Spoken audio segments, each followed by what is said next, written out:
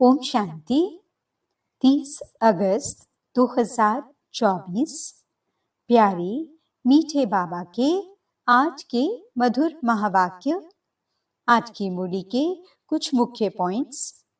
आज बाबा हमें समझाते कि अब हम बच्चे नए घर में जाने वाले हैं, इसलिए अब हमें इस पुरानी दुनिया से दिल हटा लेनी है। इन आंखों से जो कुछ दिख रहा है उसे देखते हुए भी नहीं देखना है। ज्ञान स्नान कर सुंदर परिजादा बनना है। स्वयं आत्मा को एक बाप की याद से सांवरे से गोरा बनाना है। माया के युद्ध से डरना नहीं है। सदा ये निश्चय हो कि हम कल्प कल्प की विजयी आत्माएं हैं। योग की शक्ति द्वारा हर कर्मेंद्रिय को ऑर्डर में चलाने वाले स्वराज्य अधिकारी बनना है। सर्व आत्माओं में खुशी का खजाना बांटना है। तो चलिए सुनते हैं आज की बाबा की मीठी प्यारी मुरली। ओम शांति। बाबा कहते, मीठे बच्चे, तुम्हें खुशी होनी चाहिए कि दुख हरने वाला बाबा हमें सुख धाम में ले जाने आया है। हम स्वर्ग के परिजादे बनने वाले हैं। प्रश्न, बच्चों की किस स्थिति को देखते हुए बाप को चिंता नहीं होती? क्यों? उत्तर, कोई कोई बच्चे फर्स्ट क्लास खुशबूदार फूल हैं, कोई में जरा भी खुशबू नहीं है। कोई की अवस्था बहुत अच्छी रहती, कोई माया के तूफानों से हार खा लेते। ये सब देखते हुए भी बाप को चिंता नहीं होती, क्योंकि बाप जानते हैं यह सतयुग की राजधानी स्थापन हो रही है। फिर भी बाप शिक्षा देते हैं, बच्चे जितना हो सके याद में रहो, माया के तूफानों से डरो नहीं।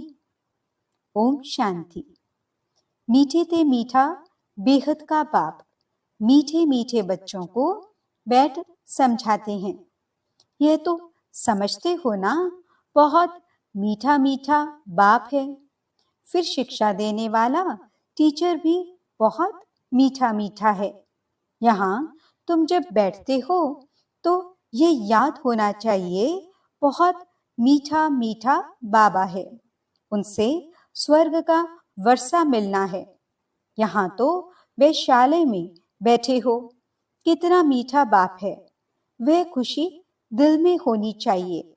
बाप हमको आधा कल्प सुख धाम में ले जाने वाला है, दुख हरने वाला है।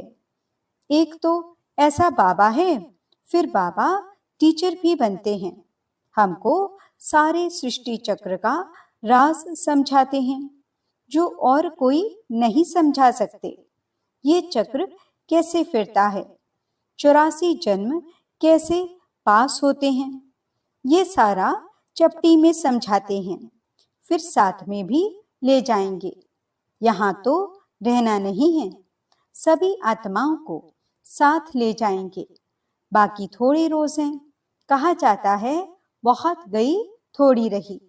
बाकी थोड़ा समय है, इसलिए जल्दी जल्दी मुझे याद करो तो तुम्हारे जन्म जन्मांतर के पापों का बोझा जो जमा है वह खलास हो। भल माया के युद्ध चलती है, तुम मुझे याद करेंगे, वह याद करने से हटाएगी। ये भी बाबा बता देते हैं, इसलिए कभी विचार नहीं करना। कितने भी संकल्प विकल्प तूफान आए, सारी रात संकल्पों में नींद फिट जाए, तो भी डरना नहीं है, बहादुर रहना है। बाबा कह देते हैं ये आएंगे जरूर, स्वप्न भी आएंगे, इन सब बातों में डरना नहीं है।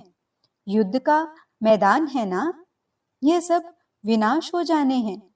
तुम युद्ध करते हो माया को जीतने के लिए, बाकी इसमें कोई श्वास आदि बंद नहीं करना है। आत्मा जब शरीर में होती है तो श्वास चलता है। इसमें श्वास आदि बंद करने की भी कोशिश नहीं करनी है। हठ योग आदि में कितनी तकलीफ करते हैं, बाबा को अनुभव है। थोड़ा थोड़ा सीखते थे, परंतु फुर्सत भी हो ना।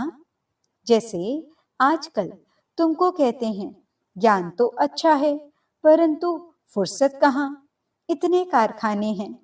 यह है, तुमको बाप कहते हैं मीठे मीठे बच्चों, एक तो बाप को याद करो और चक्र याद करो, बस। क्या ये डिफिकल्ट है? सत्युग त्रेता में इन्हों का राज्य था। फिर इस्लामी बौद्धि आदि की वृद्धि होती गई। वह अपने धर्म को भूल गए, अपने को देवी देवता कह न सकें, क्योंकि अपवित्र बन पड़े। देवताएं तो पवित्र थे। ड्रामा के प्लान अनुसार फिर वह हिंदू कहलाने लग पड़ते हैं।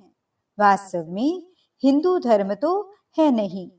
हिंदुस्तान तो नाम बाद में पड़ा है, असली नाम भारत है। कहते हैं भारत माताओं की जय। हिंदुस्तान की माताएं थोड़े ही कहते हैं। भारत में ही इन देवताओं का राज्य था, भारत की ही महिमा करते हैं। तो बाप बच्चों को सिखला रहे हैं बाप को कैसे याद करना है। बाप आए ही हैं घर ले चलने के लिए। किसको? आत्माओं को। तुम जितना बाप को याद करते हो उतना तुम पवित्र बनते हो। पवित्र बनते जाएंगे तो फिर सजा भी नहीं खाएंगे। अगर सजाएं खाई तो पद कम हो जाएगा। इसलिए जितना याद करेंगे उतना विकर्म विनाश होते रहेंगे। बहुत बच्चे हैं जो याद कर नहीं सकते, तंग होकर छोड़ देते हैं, युद्ध करते नहीं हैं। ऐसे भी हैं, समझा जाता है राजधानी स्थापन होनी है, नापास भी बहुत होंगे, गरीब प्रजा भी चाहिए ना। भल वहां दुख नहीं होता है, परंतु गरीब और साहूकार तो हर हालत में होंगे। यह है कलयुग। यहाँ साहूकार व गरीब दोनों दुख भोगते हैं, वहां दोनों सुखी रहते हैं। परंतु गरीब साहूकार की भासना तो रहेगी, दुख का नाम नहीं होगा। बाकी नंबरवार तो होते ही हैं। कोई रोग नहीं, आयु भी बड़ी होती है। इस दुखधाम को भूल जाते हैं। सतयुग में तुमको दुख याद भी नहीं होगा। दुखधाम और सुखधाम की याद अभी बाप दिलाते हैं। मनुष्य कहते हैं स्वर्ग था, परंतु कब था, कैसा था, कुछ नहीं जानते। लाखों वर्ष की बात तो कोई को भी याद आ न सके। बाप कहते हैं कल तुमको सुख था, कल फिर होगा। तो यहाँ बैठ फूलों को देखते हैं। ये अच्छा फूल है, ये इस प्रकार की मेहनत करते हैं। ये स्थैर्य नहीं है, ये पत्थर बुद्धि है। बाप को कोई बात की चिंता नहीं रहती। हाँ, समझते हैं बच्चे जल्दी पढ़कर साहूकार हो जाएं। पढ़ाना भी है, बच्चे तो बने हैं, परंतु जल्दी पढ़कर होशियार हों। और वह भी कहाँ तक पढ़ते और पढ़ाते हैं। कैसे फूल हैं, ये बाप बैठ देखते हैं, क्योंकि यह है चैतन्य फूलों का बगीचा। फूलों को देखते भी कितनी खुशी होती है। बच्चे खुद भी समझते हैं बाबा स्वर्ग का वर्षा देते हैं। बाप को याद करते रहेंगे तो पाप कटते जाएंगे, नहीं तो सजा खाकर फिर पद पाएंगे।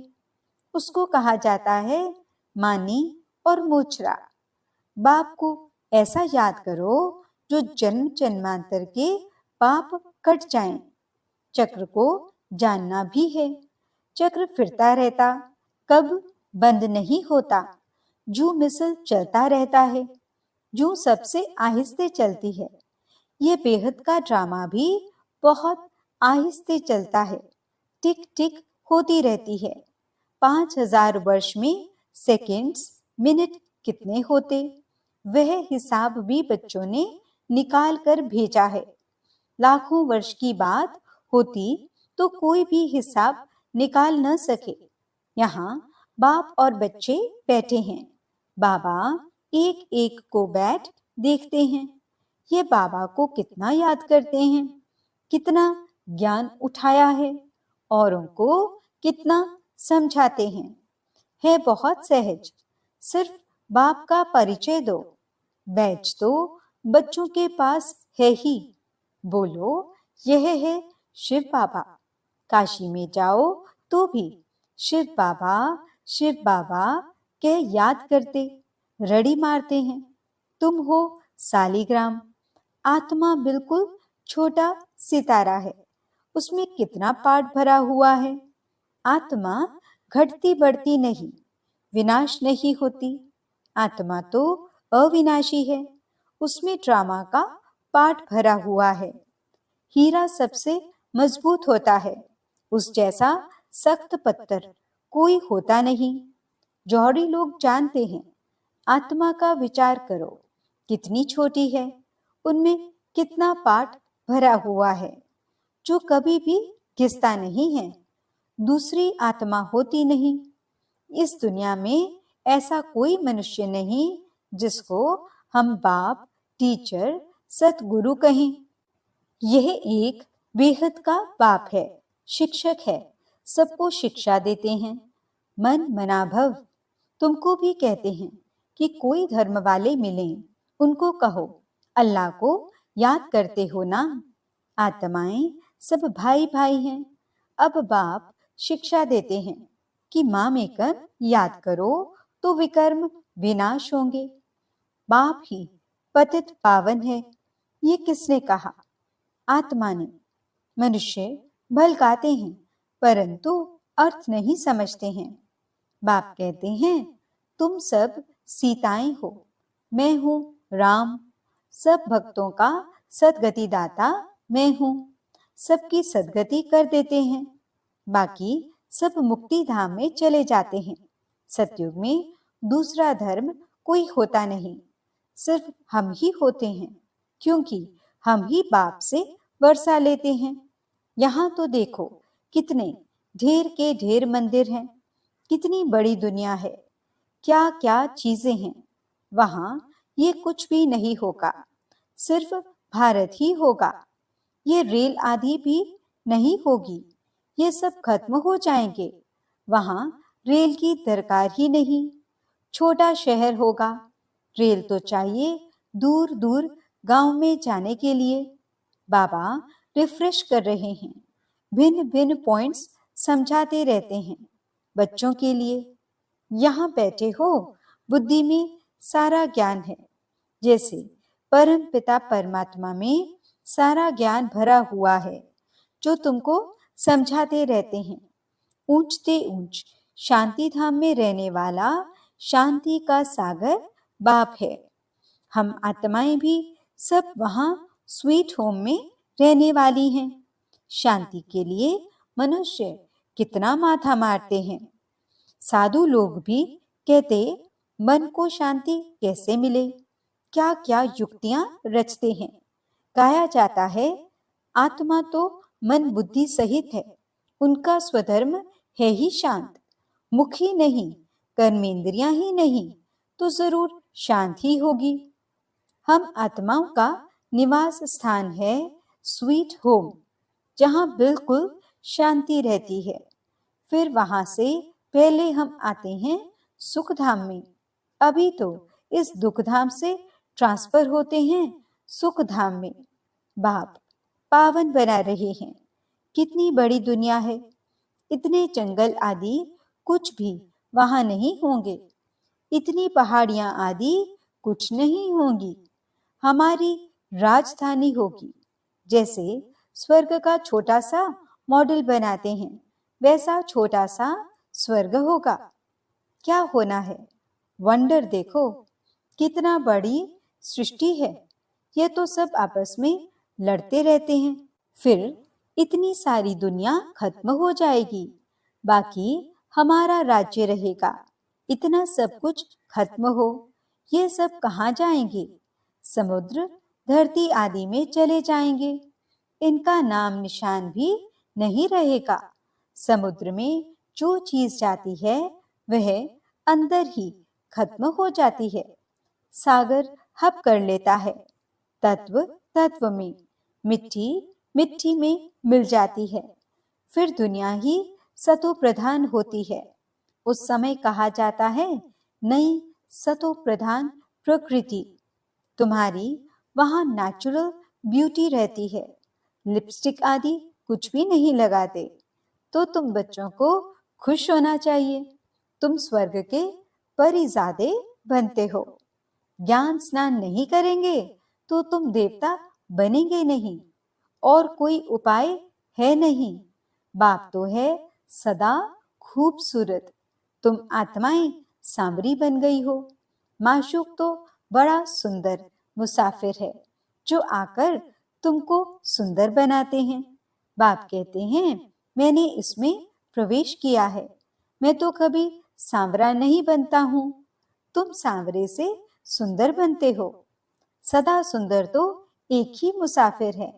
ये बाबा सांवरा और सुंदर बनते हैं। तुम सबको सुंदर बनाकर साथ में ले जाते हैं। तुम बच्चों को सुंदर बन फिर और सबको सुंदर बनाना है। बाप तो श्याम सुंदर बनते नहीं। गीता में भूल कर दी है जो बाप के बदले श्री कृष्ण का नाम डाल दिया है। इसको ही कहा जाता है एकज भूल। सारे विश्व को सुंदर बनाने वाला शिव बाबा, उनके बदले जो स्वर्ग का पहला नंबर सुंदर बनता है उनका नाम डाल दिया है। ये कोई समझते थोड़े ही हैं। भारत फिर सुंदर बनने का है। वह तो समझते हैं 40,000 वर्ष बाद स्वर्ग बनेगा। और तुम बताते हो सारा कल्प ही 5,000 वर्ष का है।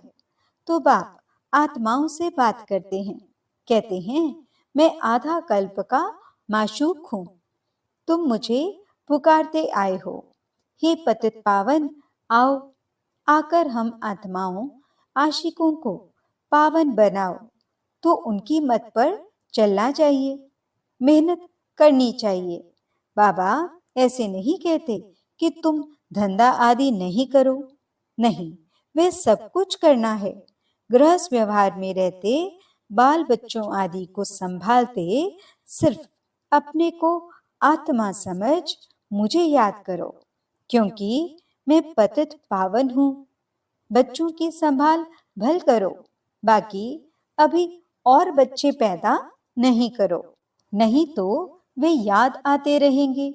इन सब के होते हुए भी इनको भूल जाना है। जो कुछ तुम देखते हो ये सब खत्म हो जाने वाले हैं। शरीर खत्म हो जाएगा। बाप की याद से आत्मा पवित्र बन जाएगी। तो फिर शरीर भी नया मिलेगा। यह है बेहद का संन्यास। बाप नया घर बनाते हैं तो फिर पुराने घर से दिल हट जाती है। स्वर्ग में क्या नहीं होगा, अपार सुख है। स्वर्ग तो यहाँ होता है। दिलवाड़ा मंदिर भी पूरा यादगार है। नीचे तपस्या कर रहे हैं, फिर स्वर्ग कहाँ दिखावें? वह फिर छत में रख दिया है। नीचे राजयोग की तपस्या कर रहे हैं, ऊपर राज्य पद खड़ा है। कितना अच्छा मंदिर है।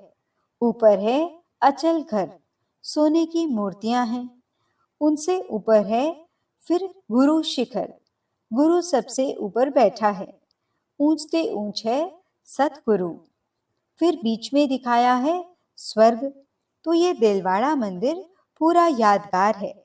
राजयोग तुम सीखते हो, फिर स्वर्ग यहाँ होगा। देवताएं यहाँ थे ना, परंतु उनके लिए पावन दुनिया अब बन रही है।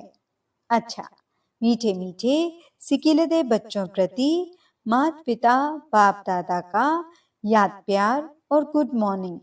रूहानी बाप की रूहानी बच्चों को नमस्ते।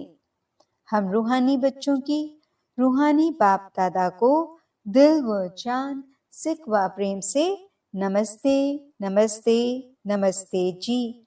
गुड मॉर्निंग बाबा। शुक्रिया बाबा। धारणा के लिए मुख्य सार। पहला पॉइंट, इन आंखों से सब कुछ देखते हुए इसे भूलने का अभ्यास करना है। पुराने घर से, दुनिया से दिल हटा लेनी है, नए घर को याद करना है। दूसरा पॉइंट, ज्ञान स्नान कर सुंदर परिसादा बनना है। जैसे बाप सुंदर गोरा मुसाफिर है, ऐसे उनकी याद से आत्मा को सांवरे से गोरा बनाना है। माया की युद्ध से डरना नहीं है, विजयी बनकर दिखाना है। वरदान, महादानी बन फ्राक दिली से खुशी का खजाना बांटने वाले मास्टर रहम दिल भव।